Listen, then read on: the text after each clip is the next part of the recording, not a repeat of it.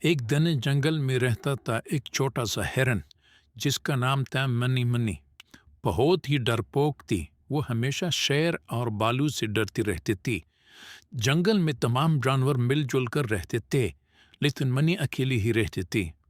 وہ کبھی بھی کسی سے بات نہیں کرتی تھی اور ہمیشہ ڈرتی رہتی تھی کہ کوئی اسے نقصان نہ پہنچائے۔ ایک دن جنگل میں آگ لگ گئی، آگ تیزی سے پھیل رہی تھی اور تمام جانور بھاگنے لگے۔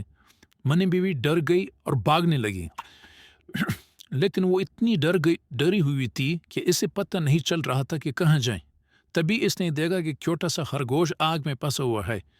خرگوش رو رہا تھا اور مدد مانگ رہا تھا۔ منی کو دیکھ کر خرگوش نے کہا، برائے کرم مجھے بچائے، میں جل رہا ہوں۔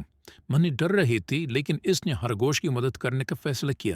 اس نے اپنی پونچھ سے آگ بجھانے کی کوشش کی، لیکن آگ بہت تیز تھی۔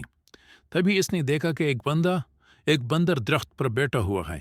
منی نے بندر سے کہا، برائے کرم میری مدد کرو، میں خرگوش کو بچانا چاہتی ہوں، لیکن میں اکیلی نہیں کر سکتی۔ بندر نے کہا، ٹھیک ہے، میں تمہاری مدد کروں گا۔ بندر نے اپنی لمبی پونچھ سے پانی کی ایک چٹیا مار اور آگ پر ڈالا۔ پانی سے آگ تھوڑی کم ہوئی اور منی نے خرگوش کو باہر نکالا۔ خرگوش بہت خوش ہوا اور اس نے منی کا شکریہ ادا کیا۔ اس نے کہا، تم بہت ہی بہادر ہو، تم نے میری جان بچائی۔ منی نے کہا، کوئی بات نہیں، کسی کی مدد کرنا میرا فرض ہے۔ اس دن کے بعد سے منی بہت خوش رہنے لگی۔ اس نے سیکھا کہ ڈرنے کی کوئی ضرورت نہیں۔ اس نے اپنے ڈر پر قابو پایا اور جنگل کو دیکھ کر جانوروں سے دوستی کر لی۔ اب وہ اکیلی نہیں رہتی اور تمام جانور مل جل کر خوشی سے رہنے لگے۔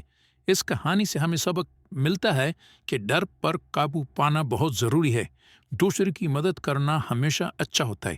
دوستی سے زندگی خوشحال بنتی ہے۔